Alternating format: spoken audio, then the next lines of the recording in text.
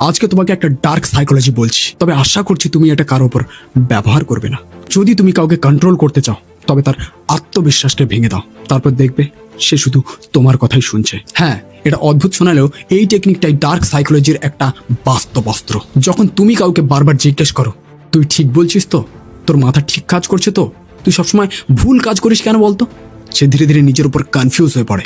সে আস্তে আস্তে এটা ভাবতে শুরু করে যে আসলেই আমি ঠিক করছি তো, এবং তখন থেকেই সে নিজের সিদ্ধান্তের উপর সন্দেহ শুরু করে।